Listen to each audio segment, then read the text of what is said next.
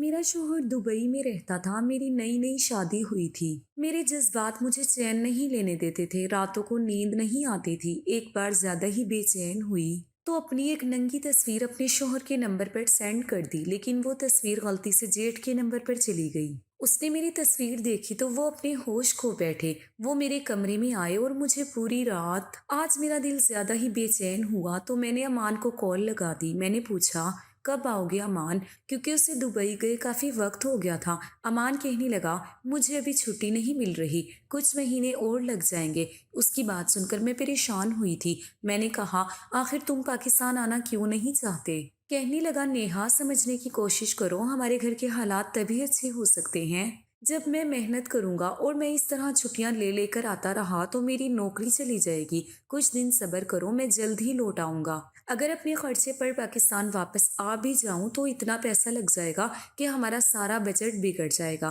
Company کی طرف سے چھٹیاں ملیں گی اور وہی مجھے پاکستان بھیجنے کا خرچہ بھی اٹھائیں گے، میری چھٹیوں کے پیسے بھی نہیں کاٹیں گے۔ امان مجھے اپنی پریشانی بتا رہا تھا۔ میرا دل اداس ہو گیا، لیکن میں پھر بھی ضد کرنے لگی۔ کوئی بات نہیں، اپنا پیسہ لگا کر اور چھٹیاں لے کر آ جاؤ۔ امان کہنے لگا اتنا پیسہ آنے میں لگا دوں گا تو گھر کیسے چلے گا؟ کچھ مہینے انتظار کر لو۔ امان کی بات سن کر میں چپ ہو گئی۔ شادی کے 1.5 مہینے بعد ہی امان دبئی چلا گیا تھا اور اب ہماری شادی کو 2 سال ہونے والے تھے اور میں اس کا انتظار کرتے کرتے پاگل ہو رہی تھی۔ نئی نئی شادی کو انجوائے کرنے کے میرے سارے خواب ٹوٹ کر رہ گئے تھے۔ کتنے خواب سجائے تھے میں نے کہ میں اپنے شوہر کے ساتھ ہر جگہ گھومنے جاؤں گی، ہم پیار بھری باتیں کریں گے، ایک دوسرے سے محبت کا اظہار کریں گے، ہر رات امان کی باہوں میں گزرے گی، لیکن سارے خواب کانچ کی طرح ٹوٹ کر بکھر گئے تھے۔ امان بھی دبئی سے اپنی بے تابیاں بے قراریاں بتاتا رہتا تھا، ہر بار یہی بات کرتا کہ اب میں نہیں رہ سکتا، بس جلد ہی پاکستان آ جاؤں گا۔ تو مجھے بھی امید ہونے لگتی تھی کہ جلد ہی امان واپس پاکستان لوٹ آئے گا، مگر انتظار کرتے کرتے 2 سال کا وقت گزر گیا تھا اور امان ابھی تک واپس نہیں آیا تھا۔ وہ ہر بار کوئی نیا بہانہ بنا کر مجھے ٹال دیتا تھا، میرا دل بہلانے کی کوشش کرتا کہ نیہا بات سمجھنے کی کوشش کرو، میرے لیے بھی آسان نہیں ہے تم سے اور گھر والوں سے اتنا دور رہنا، مگر پردیس میں رہنے والوں کے لیے کمائی کرنا آسان کام نہیں ہوتا، مالکوں کی بات ماننا پڑتی ہے، اور اگر ان کی بات نہ مانی جائے تو وہ نوکری سے نکالنے میں دیر نہیں لگاتے۔ تمہیں تو پتہ ہے آج کل کتنی بے روزگاری پھیلی ہوئی ہے، انہیں ورکرز کی کوئی کمی نہیں ہے، مجھے نکال دیں گے تو انہیں کوئی دوسرا ورکر مل جائے گا، لیکن میری تو نوکری جائے گی۔ تم خود ہی سوچو پھر ہمارا گھر کیسے چلے گا؟ جب چھٹی نہ ملے تو کیسے آؤں؟ میں تو شادی کے بعد سے امان سے الگ ہی رہ رہی تھی، جیسے تیسے اپنے دل کو سمجھا کر وقت کاٹ رہی تھی۔ جیسے جیسے وقت گزر رہا تھا میرے لیے اپنے شوہر کے بغیر رہنا اور بھی زیادہ مشکل ہوتا جا رہا تھا۔ حالانکہ میری اور امان کی ارینج میرج ہوئی تھی، لیکن پھر بھی میرے سارے جذبات میرے شوہر امان کے لیے ہی تھے، اور 1.5 مہینے میں جو پیار امان نے مجھے دیا تھا میں تو اس کی محبت کی دیوانی ہو چکی تھی، اس کے بنا ایک پل بھی رہنے کا سوچ بھی نہیں سکتی تھی۔ لیکن امان شادی کے 1.5 مہینے بعد ہی یہ کہہ کر چلا گیا کہ میں جلد ہی لوٹ آؤں گا اور ہم اپنا ایک الگ ٹھکانہ بنائیں گے۔ سسرال والوں کی خدمت کر کر کے اب میرا دل بھر چکا تھا۔ اگر دل اندر سے خوش ہو تو سسرال والوں کی خدمت کرنے میں بھی مزہ آتا ہے، لیکن نہ تو شوہر میرے ساتھ تھا اور نہ ہی اس کی محبت تھی، ان کی خدمت کر کر کے نوکرانی بنی بیٹھی تھی۔ کبھی کبھی اپنی ماں کے گھر جا کر اپنے باپ سے بھی لڑ جاتی کہ یہ کیسی شادی ہے جس میں شوہر ساتھ ہی نہیں رہنا چاہتا، اسے بس کمانے کی فکر ہے، بیوی کی پرواہ نہیں کہ وہ کیسے رہ رہی ہے۔ میں شادی کے بعد مشکل سے 1.5 مہینے تک ہی امان کے ساتھ رہی تھی، اب تو ایسا لگتا ہے کہ میں اب تک کنواری ہوں۔ میرا شوہر بھی دور بیٹھا میرے لیے اداس ہوتا تھا، لیکن اس کے اداس ہونے سے اور میری پرواہ کرنے سے کیا فائدہ جب وہ میرے قریب ہی نہیں رہتا تھا۔ وہ مجھ سے کہتا مجھے اپنی تصویر دیا کرو، تمہیں دیکھ کر اپنی تھکان اتار لیتا ہوں۔ کبھی ویڈیو کال کرتا، میں امان کو دیکھ کر رونے لگتی تو وہ مجھے تسلی دینے لگتا، کہتا کہ کوشش کرتا ہوں اگلے ہفتے تک چھٹی مل جائے تو میں گھر آ جاؤں گا، تم زیادہ پریشان مت ہو۔ امان مجھے ایک نئی امید دلا کر اگلے ہفتے تک پھر سے میرا دل توڑ دیتا تھا، یہ کہہ کر کہ چھٹی نہیں مل رہی۔ امان کے جانے کے بعد میں نے خود کو سجانا سنوارنا چھوڑ دیا تھا، لیکن امان کو میری اداسی کی پرواہ تھی۔ جب بھی فون پر ویڈیو کال کرتا میرے خراب حلیے کو دیکھ کر اس کا دل بھی اداس ہوتا، کہتا نیہا یہ کیا حالت بنا رکھی ہے تم نے، ایسا لگتا ہے برسوں کی بیمار ہو، خود کو سجایا بنایا کرو، اپنی نئی نئی تصویریں بنا کر میرے پاس بھیجا کرو۔ اس کی فرمائش پر میں اب خود کو تھوڑا بہت سجانے سنوارنے لگی تھی، تیار ہونے لگی اور اچھی اچھی تصویر کھینچ کر امان کے پاس بھیجنے لگی تھی۔ امان میری تصویر دیکھ کر میرا دیوانہ ہو جاتا تھا، تعریف کرنے لگتا تو میں شرما جاتی۔ میں تو ویسے بھی اپنی تعریف کی بڑی ہی شوقین تھی، خوبصورتی بھی بہت تھی مجھ میں، اور بچپن سے ہی مجھے اپنی تعریفیں سننے کا بڑا شوق رہا تھا۔ اب بھی جب امان میری تعریف کرتا تو میں اپنے سارے دکھوں کو بھول جاتی، اس کے جملے پر میرا دل جھوم اٹھتا تھا، مگر میری ساس کو میری یہ مسکراہٹ بھی راس نہیں آئی تھی۔ ایک دن مجھے بلا کر بولی تمہارا شوہر تو گھر پر نہیں رہتا، تم کس کے لیے اتنا تیار ہونے لگی ہو؟ میں ایک دم سے بوکھلا گئی، میں نے کہا ممی جی وہ امان ویڈیو کال پر بات کرتے ہیں تو مجھے اجڑے ہوئے حلیے میں دیکھ کر شکایت کرتے ہیں، اس لیے ان کے کہنے پر خود کو تھوڑا سجا سنوار کر رکھتی ہوں۔ میری ساس بڑی پرانے خیال کی تھی اور امان کا مجھے یوں پیار جتانا میری ساس کو ایک آنکھ نہیں بھاتا تھا۔ ماتھے پر بل ڈال کر کہنے لگی تو امان ایک دن میں ایک بار ویڈیو کال کرتا ہے، لیکن تم تو پورا دن سجی سوری پھرتی رہتی ہو، کیا ضرورت ہے اس طرح گھر میں گھومنے کی؟ گھر میں جوان دیور ہے، جیٹ ہے، اس طرح سجی سوری گھومو گی تو ان کا دھیان تمہاری طرف کھینچے گا، تھوڑا خیال کیا کرو۔ میں چپ ہو گئی۔ میرا ایک دیور اور ایک جیٹ تھا، امان اپنے بھائیوں میں دوسرے نمبر پر تھا، مگر اس گھر میں میں پہلی بہو تھی۔ میرے جیٹھ نے ابھی تک شادی نہیں کی تھی۔ ساس نے بتایا کہ وہ عورتوں سے بہت نفرت کرتا ہے، اس کی منگنی ہوئی تھی مگر اس نے شادی سے کچھ ٹائم پہلے ہی اپنی منگیتر سے منگنی توڑ دی تھی۔ مجھے یہ بات عجیب لگی تھی مگر میں نے زیادہ دھیان نہیں دیا تھا، میری اپنی کیا کم پریشانی تھی جو میں دوسروں کے معاملے میں ٹانگ اڑاتی۔ شوہر پاس نہیں تھا اور ساس کی پابندیاں دن بدن بڑھتی جا رہی تھی۔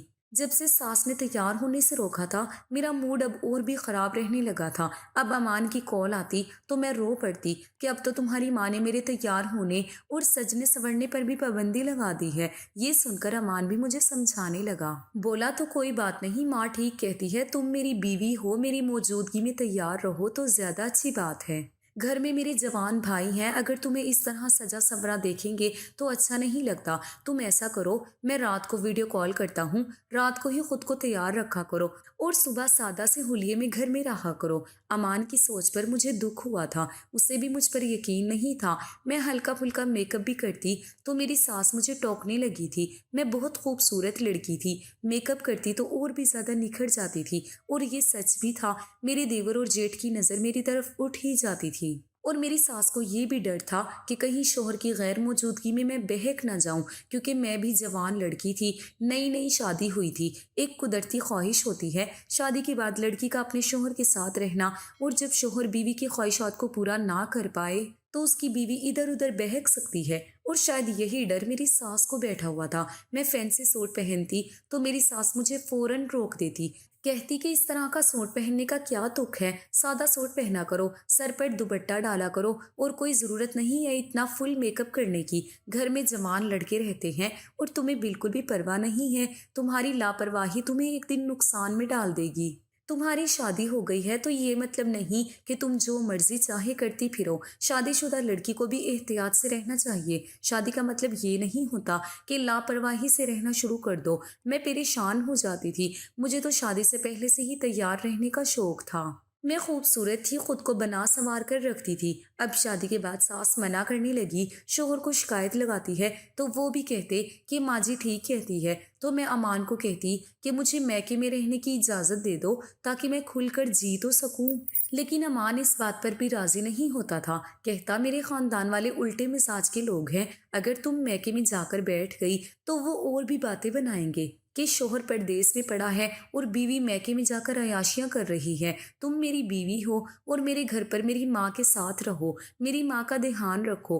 میں تو اب بور سی ہو گئی تھی، عجیب روکھی پھیکی سی زندگی گزر رہی تھی، عجیب سے لوگ تھے یہ، بالکل قید ہو کر رہ گئی تھی۔ مجھے یہ سب برا لگتا تھا۔ شوہر سے تو تھی کیونکہ وہ تو تھا ہی محبت کرنے کے لائق، بے حد خوبصورت ہینڈسم نوجوان لڑکا تھا، مگر اس کے گھر والوں سے مجھے بہت الجھن ہوتی تھی۔ سادہ سے حلیے میں اور پھیکے پھیکے رنگ کے کپڑے پہن کر میں وقت سے پہلے اپنے آپ کو بوڑھا سمجھنے لگی تھی۔ مجھے لگتا ہے کہ میری ساس بیکار میں ہی مجھ پر پابندیاں لگاتی ہے، کیونکہ میرا جیٹھ تو عورتوں میں دلچسپی ہی نہیں رکھتا تھا، اپنی منگیتر کو بھی چھوڑ چکا تھا۔ میری ساس نے بتایا کہ وہ لڑکی بہت ہی خوبصورت تھی۔ پتہ نہیں میرے جیٹھ کو ہی لڑکیوں سے کیا الجھن تھی کہ منگنی کے 1 مہینے بعد ہی رشتہ توڑ لیا اور دوبارہ شادی نہیں کی تھی۔ میرا دیور بھی بہت ہی سادہ مزاج کا لڑکا تھا، بس اپنے آپ میں رہنے والا۔ صبح گھر سے نکلتا تو رات کو ہی واپس آتا تھا اور پھر زیادہ تر اپنے کمرے میں ہی رہتا تھا، نہ کوئی غیر ضروری بات کرتا، نہ کمرے سے باہر نکل کر بیٹھ کر ٹائم پاس کرتا تھا۔ اور ویسے بھی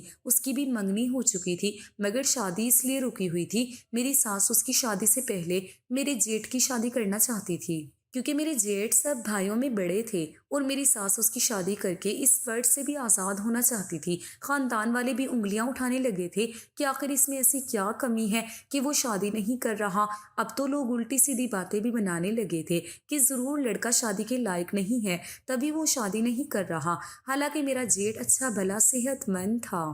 نہ جانے کیوں اسے عورتوں سے الجھن ہوتی تھی۔ اب تو مجھے بھی یہی لگنے لگا تھا کہ شاید میرے جیٹھ کے اندر مردانہ طاقت کی کمی ہے اور وہ عورتوں کو خوش نہیں کر پائے گا، اسی لیے وہ شادی نہیں کرتا۔ اور یہ اچھا ہی تھا کہ کسی دوسری عورت کی زندگی برباد کرنے سے اچھا وہ شادی ہی نہ کرے۔ پتہ نہیں کیوں میری ساس اس بات کو نہیں سمجھتی تھی اور اس کے پیچھے پڑی رہتی ہے کہ شادی کر لو، اچھا کماتا تھا۔ پہلے میرے شوہر کے ساتھ دبئی میں ہی رہتا تھا، مگر اب پاکستان آ کر رہنے لگا تھا۔ میں امان کو ہر بار اس کے بڑے بھائی کی مثال دیتی کہ وہ تو غیر شادی شدہ ہے پھر بھی گھر پر رہتا ہے۔ امان، آپ کو چاہیے تھا کہ شادی کے بعد پاکستان میں ہی کوئی نوکری تلاش کر لیتے۔ عجیب انسان تھا۔ امان بھی اپنی نوکری کو گھر پر اکیلا چھوڑ کر وہاں محنت مزدوری کر رہا تھا اور میں یہاں ہر وقت اپنا دل جلاتی رہتی تھی۔ امان کو کوئی پرواہ ہی نہیں ہوتی تھی۔ میں جب زیادہ ہی پریشان ہو جاتی تو میں کہتی، امان بس اب واپس آ جاؤ۔ میرا صبر جواب دینے لگا ہے۔ میرے لڑنے پر وہ مجھے پھر سے سمجھانے بیٹھ جاتا کہ تھوڑا صبر اور کر لو نیہا، بس تھوڑے سے پیسے جمع کر لوں تاکہ میں پاکستان آ کر کوئی چھوٹا موٹا سا کام شروع کر سکوں اور ہمیں مستقبل میں کوئی پریشانی نہ ہو۔ مجھے بھی یہ تنہائی کاٹ کھانے کو دوڑتی ہے، تمہاری یاد آتی ہے تو راتوں کو نیند نہیں آتی، لیکن میں دل کو سمجھا لیتا ہوں کہ بس کچھ ہی دن کی دوری ہے، پھر ہم کبھی جدا نہیں ہوں گے۔ میرے سسرال کا سسٹم بھی بڑا ہی الگ تھا۔ میرا دیور بھی کماتا اور اپنا خرچہ خود کرتا اور باقی بچی ہوئی اپنی سیونگ کر لیتے تھے۔ میرا جیٹھ جو کماتا اس سے گھر کے خرچے چلتے تھے، لیکن امان جو بھی پیسے کماتا وہ سب اپنے ماں باپ کو بھیج دیتا، یہ کہہ کر کہ جب پاکستان آؤں گا تو کوئی اپنا کام شروع کروں گا۔ لیکن مجھے یہ ٹھیک نہیں لگتا تھا۔ امان کو چاہیے تھا کہ وہ اپنا پیسہ اپنے پاس سیو کرتا، کیونکہ گھر میں پیسے کی کوئی کمی نہیں تھی۔ میرا جیٹھ اچھے بھلے پیسے کما رہا تھا اور گھر کے خرچ بھی ہو رہے تھے، پھر بھلا سارا پیسہ اپنے ماں باپ کے ہاتھ میں دینے کی کیا تک تھی؟ امان کو میں کئی بار دبے لفظوں میں کہہ چکی تھی کہ آپ اپنا سارا پیسہ میرے اکاؤنٹ میں بھیج دیا کریں۔ میری بات سنتے ہی امان بھڑک اٹھا تھا، کہنے لگا، تم ابھی سے تیرا میرا کرنے لگی ہو، میں اپنے ماں باپ سے الگ نہیں ہوں گا۔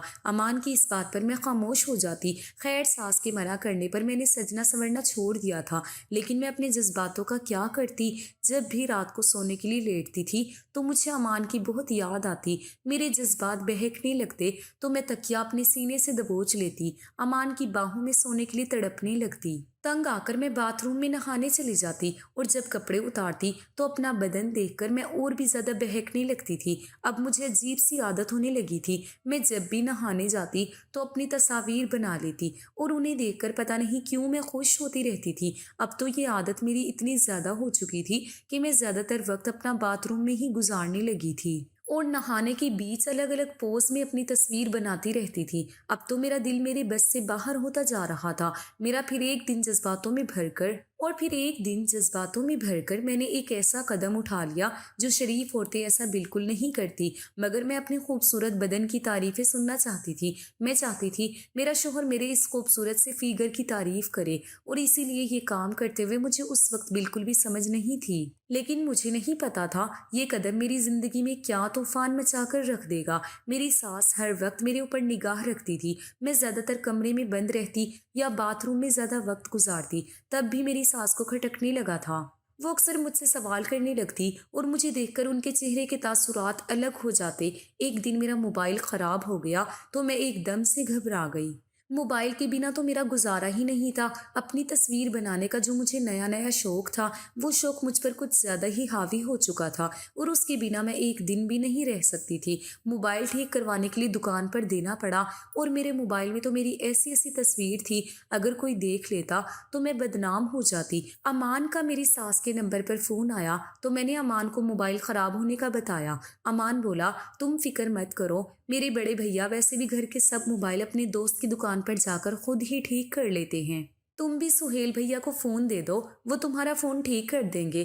مجھے بھی تھوڑا سکون ہو گیا تھا کہ چلو میرا جیٹ اس ٹائپ کا مرد نہیں ہے کہ وہ میرے موبائل میں تانکا جھانکی کرے گا۔ صبح کے وقت میں نے اپنے جیٹ کو فون دیا تھا اور وہ شام کو ہی ٹھیک کروا کر لے آیا۔ میں جیٹ کے کمرے سے موبائل لینے گئی تو ساس نے مجھے جیٹ کے کمرے سے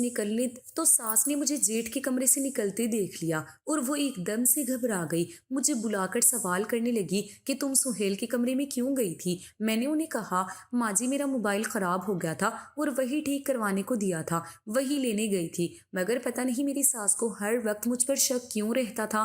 میری ساس مجھے سمجھانے لگی کہ لڑکیاں شادی کے بعد شوہر کے بغیر بھی گزارا کر لیتی ہیں۔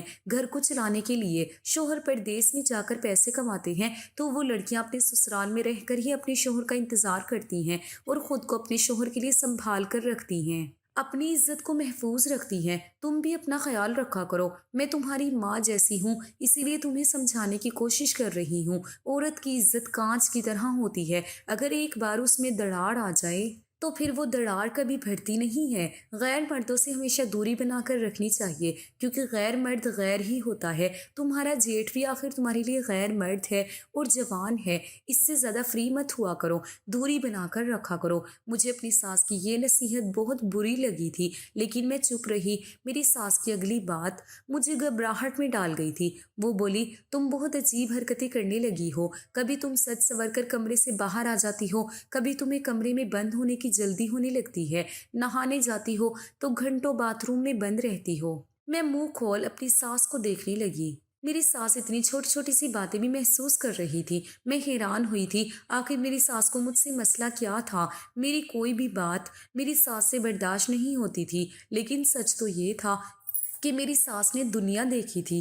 وہ ایک سمجھدار عورت تھی، انہیں میرے اندر بدلاؤ محسوس ہو رہے تھے، اس لیے وہ مجھے سمجھتی تھی۔ انہیں پتا تھا کہ میں ایک جوان لڑکی ہوں اور کہیں میں راہ سے بھٹک نہ جاؤں، کیونکہ میں اپنے شوہر کے بغیر رہ رہی تھی، اور شاید اب وہ سمجھنے لگی تھی کہ مجھ سے شوہر کے بغیر رہا نہیں جاتا۔ لیکن میں نے اپنی ساس کی باتوں کو نظر انداز کرنا شروع کر دیا تھا۔ مگر ایک دن امان نے مجھے بتایا کہ ماں اب ہر وقت ضد کرنے لگی ہے کہ سارا کام چھوڑو اور پاکستان آ جاؤ۔ پتہ نہیں ماں کو کیا ہو گیا ہے، پہلے تو خود ہی کہتی تھی کہ اتنا پیسہ جمع کر لو کہ خود کا کاروبار شروع کر لو، پھر پاکستان آ کر سیٹل ہو جانا، لیکن اب وہ کہتی ہے کہ سارا کام دھندا چھوڑ کر پاکستان آ کر بیٹھ جاؤ اور یہی کوئی نوکری تلاش کر لو۔ امان کی بات سن کر میں ہکا بکا رہ گئی تھی، اور امان کی اگلی بات پر تو میرا جی چاہا اپنا سر پیٹ لوں۔ میری ساس نے امان کو یہ بھی کہا تھا کہ نیہا دھیرے دھیرے مریض بنتی جا رہی ہے، پتہ نہیں وہ کیسی الٹی سیدھی حرکتیں کرنے لگی ہے،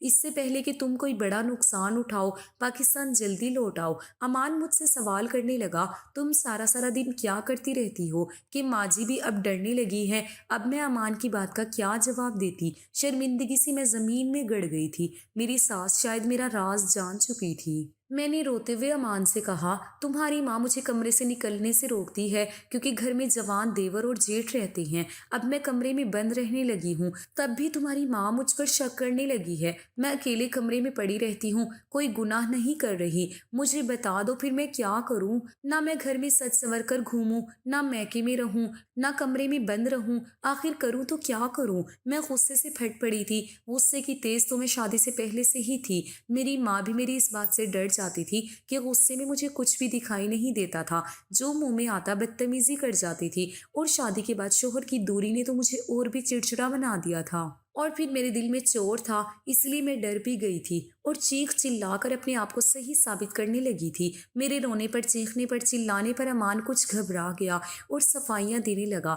کہنے لگا میری ماں کو غلط فہمی ہو گئی ہوگی، سادہ مزاج کی عورت ہے، اسی لیے چھوٹی چھوٹی سی بات کو محسوس کرتی ہیں، ان کی بات پر زیادہ دھیان مت دو۔ میں امان سے لڑنے لگی اور کہنے لگی تم پھر جلدی سے پاکستان آ جاؤ یا پھر مجھے میرے میکے بھیجو، اب میرا اس گھر میں دم گھٹتا ہے۔ امان بھی پریشان ہو گیا تھا۔ وہ اپنی ماں کو فون کر کے منع کرنے لگا کہ نیہا پر روک ٹوک مت کیا کریں، وہ پہلے ہی میرے بنا پریشان رہتی ہے، تنہائی کا شکار ہے۔ اور پھر اس دن کے بعد سے میری ساس نے مجھے روک ٹوک کرنا چھوڑ دیا تھا، مگر ان کی نظریں اب بھی ہر وقت میرے آس پاس گھومتی رہتی تھی۔ مجھے ساس کے بدلاؤ پر حیرت ہوئی تھی۔ 2 سالوں میں اپنی ساس کو اتنا تو سمجھ گئی تھی کہ وہ کسی کے پرسنل معاملوں میں دخل نہیں دیتی تھی۔ میں بھی جب سے بیاہ کر اس گھر میں آئی تھی، میری ساس نے ہمیشہ مجھ سے پیار بھرے انداز میں ہی بات کی تھی، لیکن اب میری ساس کا مجھ پر ہر وقت باتیں بنانا اور مجھ پر شک کرتے رہنا مجھے پریشان کر رہا تھا۔ میری ساس سونے سے پہلے 1 گلاس دودھ پیتی تھی، وہی دینے میں اپنی ساس کے کمرے میں گئی، لیکن دروازے پر ہی میں رک گئی تھی، کیونکہ اندر سے جو باتیں ہو رہی تھی ان آوازوں میں میرا نام بھی شامل تھا۔ اپنا نام سن کر ہی میں دروازے پر رک گئی تھی۔ میرا جیٹھ اور ساس کمرہ بند کر کے باتیں کر رہے تھے، اور جو باتیں وہ کر رہے تھے وہ سن کر میرے ہوش اڑ گئے تھے۔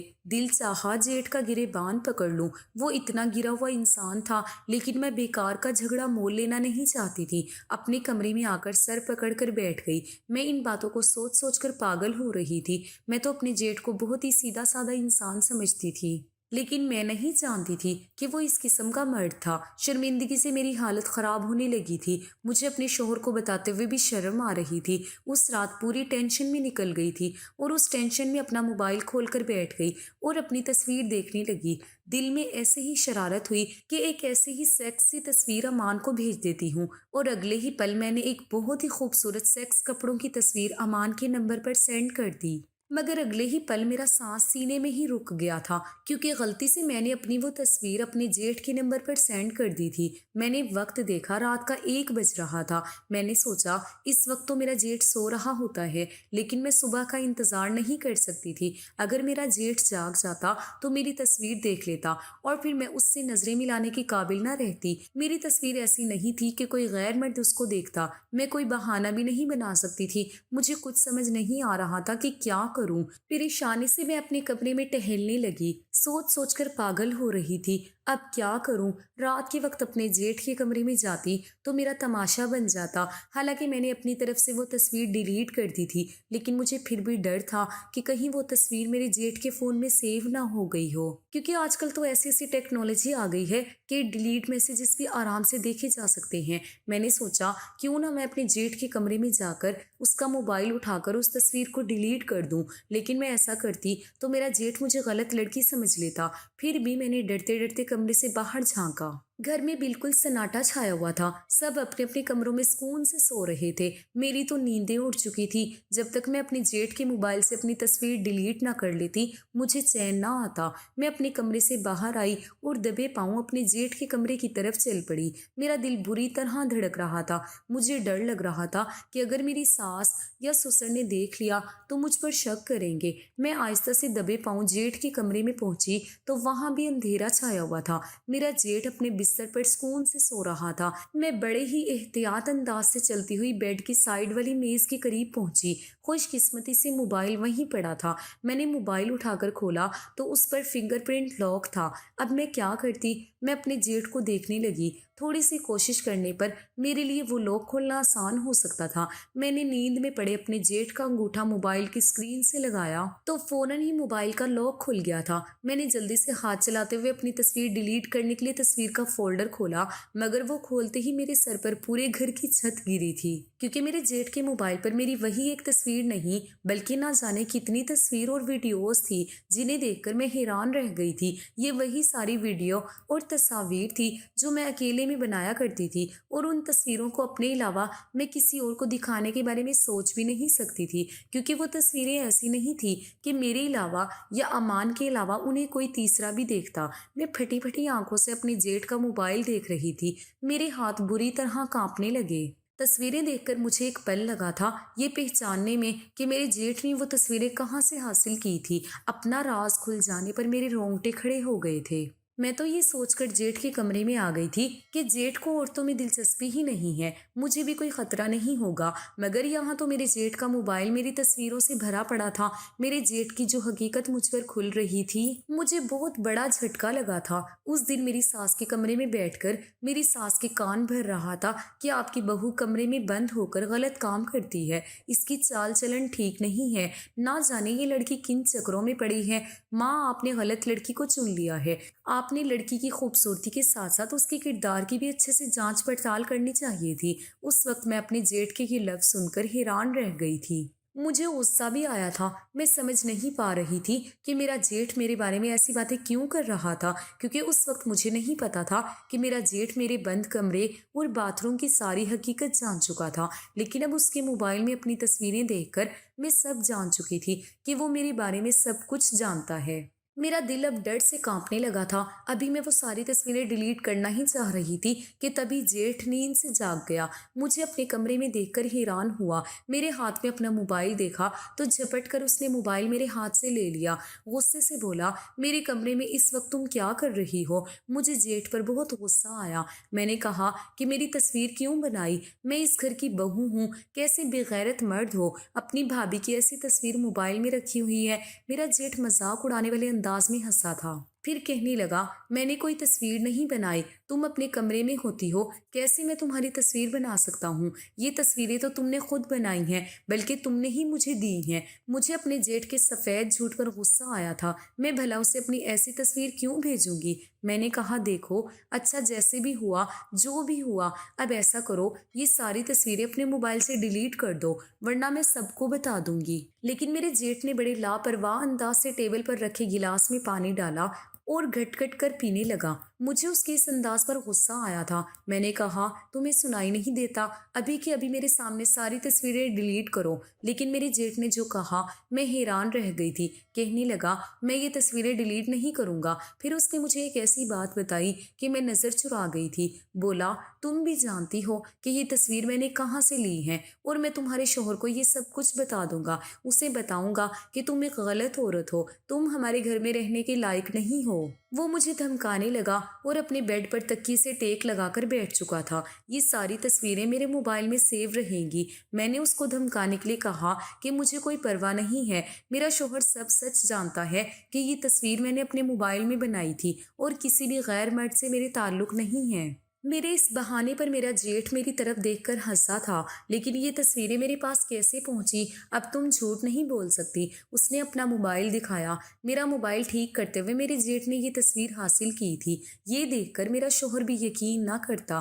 میری ساس تو پہلے بھی مجھے غلط سمجھتی تھی۔ میں رونے لگی، اپنے جیٹھ کی منتیں کرنے لگی کہ میری تصویر ڈیلیٹ کر دو، بدلے میں جو مانگو گے میں تمہیں دوں گی۔ وہ بولا، مجھے کچھ نہیں چاہیے، میرے کمرے سے ابھی کے ابھی نکلو۔ میرے جیٹھ نے مجھے دھکے دے کر کمرے سے نکال دیا۔ میں رونے لگی تھی۔ میں تو سوچ چکی تھی کہ یہ تصویر ڈیلیٹ کرنے کے لیے میرا جیٹھ جو کہے گا میں وہ سب کچھ کر دوں گی۔ اگر وہ میرے ساتھ رات بتانے کی بات بھی کرے گا تو میں وہ بھی کر جاتی۔ اس وقت میری سوچنے سمجھنے کی ساری طاقتیں ختم ہو چکی تھی۔ مجھے دکھائی دے رہا تھا تو بس اپنی وہ تصویریں جو میں کسی بھی قیمت پر نہیں چاہتی تھی کہ یہ راز میرے شوہر کے سامنے آئے۔ اگر وہ راز امان کے سامنے آ جاتا تو وہ مجھے طلاق دے دیتا، اور اسی لیے میں اپنے جیٹھ کی ہر بات ماننے کو تیار تھی، جائز ناجائز ہر طریقے کی۔ مگر میرے جیٹھ نے تو مجھے دھکے دے کر کمرے سے نکال دیا تھا۔ اسے واقعی عورتوں میں دلچسپی نہیں تھی۔ ایسا ہوتا تو وہ یہ خوبصورت موقع ہاتھ سے جانے نہیں دیتا۔ میں کمرے میں آ کر روتی رہی۔ اب میرا جیٹھ محتاط ہو چکا تھا۔ مجھے تصویریں دوبارہ ڈیلیٹ کرنے کا موقع نہیں ملا، حالانکہ میں نے کئی بار کوشش کی کہ اس کا موبائل لے کر میں تصویریں ڈیلیٹ کر دوں، لیکن میرا جیٹھ یہ موقع مجھے دیتا ہی نہیں تھا۔ میں ہر وقت اپنے جیٹھ کے آگے پیچھے گھومنے لگی، اس کی منتیں کرتی کہ میری تصویریں ڈیلیٹ کر دو، مگر ہر بار وہ مجھے منع کر دیتا اور غصے سے مجھے اپنے کمرے سے نکال دیا کرتا۔ امان کی کال آتی ہے تو میں غائب دماغی سے رہتی۔ وہ مجھے بار بار پوچھتا کہ آخر تمہیں ہوا کیا ہے، میں اسے کیا جواب دیتی۔ ایک دن میں نے سوچا مجھے امان کو سب سچ بتا دینا چاہیے، ایسے میں کب تک میں ڈر ڈر کر جیتی رہوں گی؟ سچائی تو ان کے سامنے آنی ہی تھی، آج نہیں تو کل۔ اگر میں نہ بتاتی تو میرا جیٹھ امان کو سب کچھ بتا دیتا تھا۔ اس سے پہلے مجھے اپنے طریقے سے یہ سچائی امان کو ہی بتا دینی چاہیے۔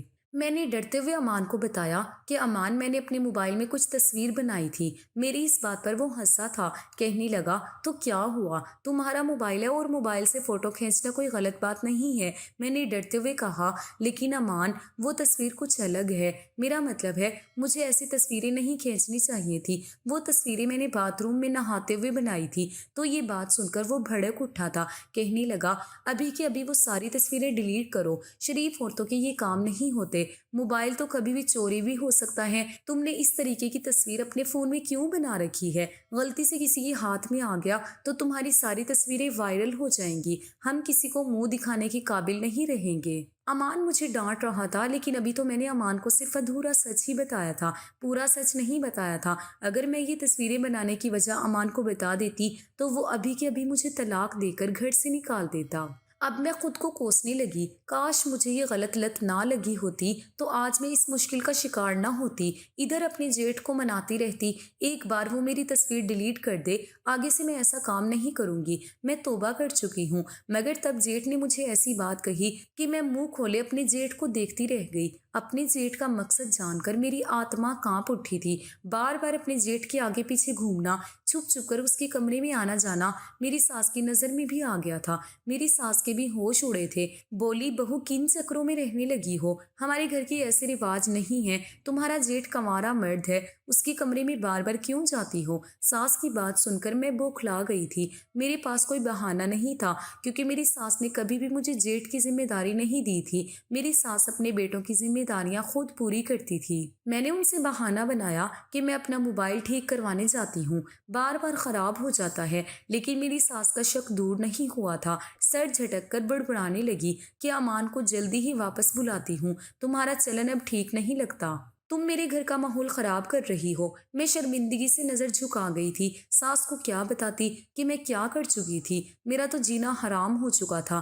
1 مہینہ گزر گیا تھا، اب میرا جیٹھ مجھے کمرے میں بلاتا اور جی بھر کر مجھے بلیک میل کرتا تھا۔ ہر بار میں اس کے کمرے میں جاتی اور روتے ہوئے نکلتی تھی، پورا مہینہ اسی پریشانی میں گزر گیا تھا۔ مجھے جب موقع ملتا میں اپنے جیٹھ کی منتیں کرتی کہ اب تو مجھ پر رحم کرو، مجھ پر ظلم کرتے کرتے 1 مہینہ پورا ہو چکا ہے، میں گھٹ گھٹ کر روتی رہتی ہوں، تمہیں مجھ پر ترس کیوں نہیں آتا۔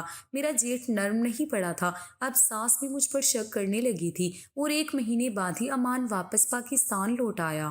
میں اپنے شوہر کو دیکھ کر پتھر کی بن گئی تھی، خوش ہونے کی بجائے میرا دل ڈر سے سکڑ گیا تھا۔ میرا شوہر ہنستا مسکراتا میرے پاس آیا تو میں ڈر سے سفید پڑ گئی، میں اب ویسی نہیں رہی تھی جیسی وہ چھوڑ کر گیا تھا۔ میرا سچ جان کر میرا شوہر مجھے طلاق دے دیتا، اور یہی سوچ کر میرا دل ڈوبتا رہتا۔ میں نے مشکل سے اپنے آپ پر قابو پایا اور مسکراہٹ سجائی تھی، میرا دل رو رہا تھا، کاش میں پہلے کی طرح پاک اور بے داغ رہتی تو اپنے شوہر کے آنے پر میں بھی خوش ہو جاتی۔ میرا شوہر میرے لیے ڈھیروں سامان لے کر آیا تھا، وہ بولا میرے لیے بھی اتنا وقت تم سے دور رہنا بہت مشکل تھا، مگر میں تمہارے اور اپنے فیوچر کے لیے محنت کر رہا تھا تاکہ ہمیں کبھی تنگی نہ ہو۔ وہ میرا شکریہ ادا کر رہا تھا کہ میں نے اس کا انتظار کیا۔ میں امان کی بات پر شرمندگی سے رونے لگی، میں تھک چکی تھی، خود پر گناہ کا بوجھ لادے بیٹھی تھی جو مجھے میری ہی نظروں میں گرا گیا تھا۔ میرے رونے پر امان پریشان ہو گیا، مجھ سے پوچھنے لگا کیا ہوا، اب تو آ گیا ہوں، اب کیوں رو رہی ہو۔ میں نے جھوٹ بول دیا، میں نے کہا یہ تو خوشی کے آنسو ہیں، شوہر کے آنے کے بعد بھی میں اپنے جیٹھ سے اکیلے میں یہی کہا کرتی تھی کہ مجھ پر رحم کرو، مجھے برباد مت کرو۔ میں عام سی لڑکی تھی، غلطی سے گناہ کر بیٹھی، مگر اب پچھتا رہی ہوں۔ میرا جیٹھ بولا کہ میں تمہاری سچائی امان کو ضرور بتاؤں گا، ٹھیک ہے، اگر وہ اتنے بڑے دل کا مالک ہوا اور سب کچھ سچائی جان کر تمہیں معاف کر دے گا تو پھر میں تمہارے راستے سے ہٹ جاؤں گا، کبھی بھی تمہاری راہ میں رکاوٹ نہیں بنوں گا۔ میں ایک غیرت مند مرد ہوں اور میرا ضمیر اس بات کی اجازت نہیں دیتا کہ میں ایک ایسی عورت کو اپنے گھر میں برداشت کروں جو غیر مردوں کے علاوہ میرے بھائی کے سامنے بھی اپنا آپ پیش کرتی رہی ہو۔ مگر ہو سکتا ہے میرے بھائی کا دل اتنا بڑا ہو، اگر میں اس کی جگہ ہوتا تو تمہیں کبھی بھی معاف نہ کرتا۔ جیٹھ کے منہ سے یہ سن کر میں لڑکھڑا گئی تھی۔ پہلے دن جب میں جیٹھ کے کمرے میں گئی تھی اسی روز سے وہ مجھے بلیک میل کر رہا تھا اور حیران بھی کر رہا تھا جب میں نے اسے ویڈیو اور تصاویر ڈیلیٹ کرنے کے لیے بولا تھا۔ جیٹھ نے تبھی کہا تھا کہ اب مجھے امان کا انتظار ہے، میں اسے تمہارا یہ کارنامہ ضرور دکھاؤں گا۔ اگر میں خود موبائل ٹھیک نہ کرتا تو مجھ پر کبھی بھی یہ راز نہ کھلتا کہ تم چھپ چھپ کر میرے بھائی کی عزت نیلام کرتی ہو۔ میں اپنی اس غلطی پر سر پکڑ کر روتی تھی۔ اپنی فوٹو ڈیلیٹ کروانے کے لیے میں نے اپنے جیٹھ کے سامنے اپنا آپ بھی پیش کر دیا تھا اور میرا جیٹھ میرے اس آفر پر ہکا بکا رہ گیا تھا۔ بولا تم تو واقعی بہت ہی نیچ ہو، میں نے سوچا تھا کہ تم صرف تصویروں تک ہی سیمت رہتی ہو، لیکن تم اپنا جسم بھی مجھے سونپنے پر راضی ہو گئی۔ اگر تم میرے ساتھ یہ کام کرنے کو تیار ہو تو تم کسی دوسرے مرد کے ساتھ بھی یہ کام کر سکتی ہو۔ تم نے تو اپنی ساری حدیں پار کر دی۔ تم ایک دھوکے باز اور بد کردار لڑکی ہو جو اپنے شوہر کی غیر موجودگی میں غیر مردوں سے جسمانی سکون حاصل کرنا چاہتی ہو۔ میں نے اس ڈر سے اپنے جیٹھ کے آگے اپنا آپ پیش کر دیا، مگر میرے جیٹھ نے مجھے ہاتھ بھی نہیں لگایا تھا، بلکہ میری اس حرکت پر اس نے غصے سے کہا، میں تم جیسی عورت کو چھونا بھی نہیں پسند کرتا۔ میری منگیتر بھی بہت ہی حسین لڑکی تھی، اس کی خوبصورتی دیکھ کر ہر کوئی اس کا دیوانہ ہو جاتا تھا۔ میں بھی ہو گیا تھا، میں بھی اس سے پیار کر بیٹھا تھا، لیکن میں نے اس سے منگنی توڑ دی تھی۔ جانتی ہو کیوں؟ کیونکہ وہ لوز کریکٹر لڑکی تھی، اس کے دوسرے مردوں کے ساتھ بھی تعلقات تھے۔ مجھے تب سے ہی عورتوں سے سخت نفرت ہے۔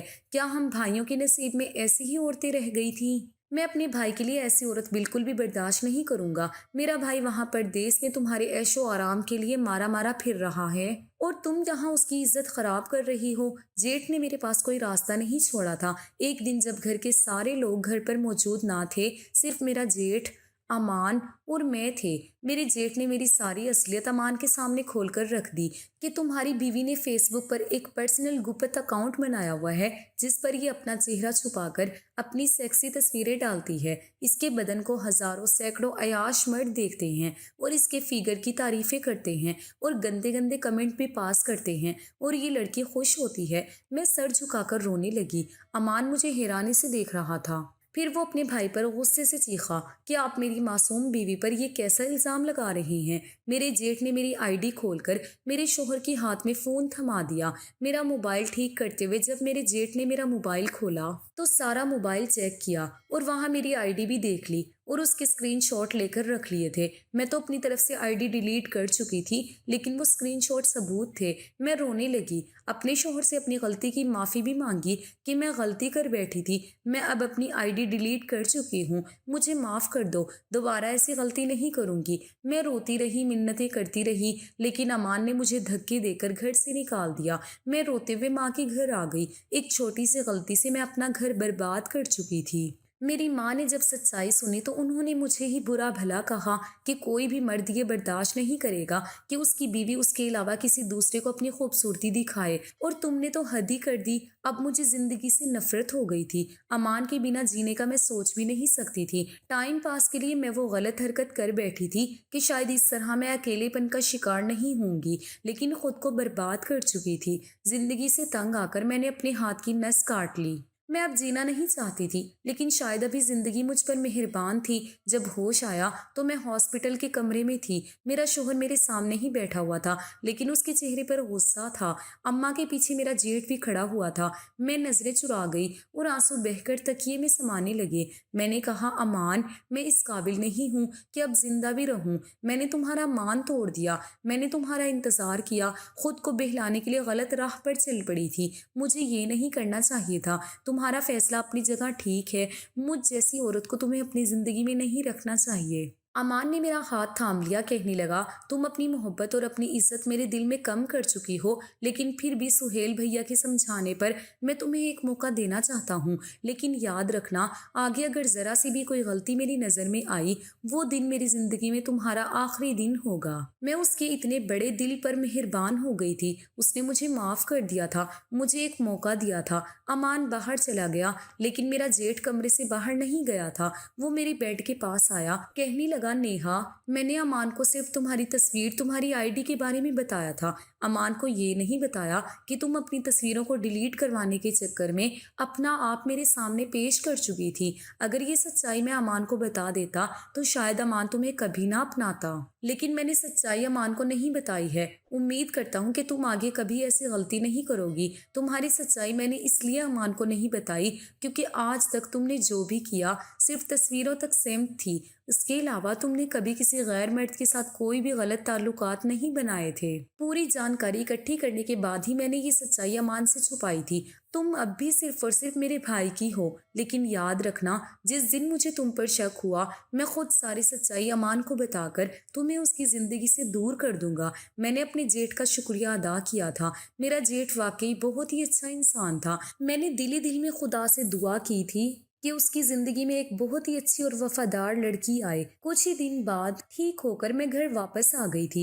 मैंने अपने सारे गलत शौक छोड़ दिए थे और पूरे जी जान से अमान और अपने ससुराल की खिदमत में लग गई थी। मैं अमान को या अपने ससुराल में किसी को भी अब कोई ऐसा मौका देना नहीं चाहती थी कि लोग मेरी तरफ उंगली उठाते। अमान वाकई बहुत अच्छा इंसान था। उसने मेरी सारी गलतियों को माफ़ करके मुझे दिल से अपना लिया था। मुझे वैसा ही प्यार दिया जिसकी मैं हकदार थी। कभी कभी तो मुझे खुद पर ही शर्म महसूस होती है कि मैंने अपने शोहर की मजबूरी को नहीं समझा और अपनी तन्हाई को दूर करने के लिए गलत शौक पाल लिए थे। आखिर में मैं इतना ही कहना चाहूँगी कि लड़कियों की इज्जत कांच की तरह नाजुक होती है, उसे संभाल कर रखें। आपकी एक छोटी सी गलती भी आपकी इज्जत को तार तार कर सकती है। हर किसी की किस्मत में अमान जैसा सच्चा प्यार करने वाला हमसफर नहीं होता। दोस्तों, आज की हमारी ये कहानी आपको कैसी लगी कमेंट बॉक्स में ज़रूर बताना। कहानी पसंद आई हो तो इसे लाइक करना। रोज़ एक नई कहानी सुनने के लिए हमारे चैनल को भी सब्सक्राइब करना। कहानी सुनने का शुक्रिया। अल्लाह हाफिज़।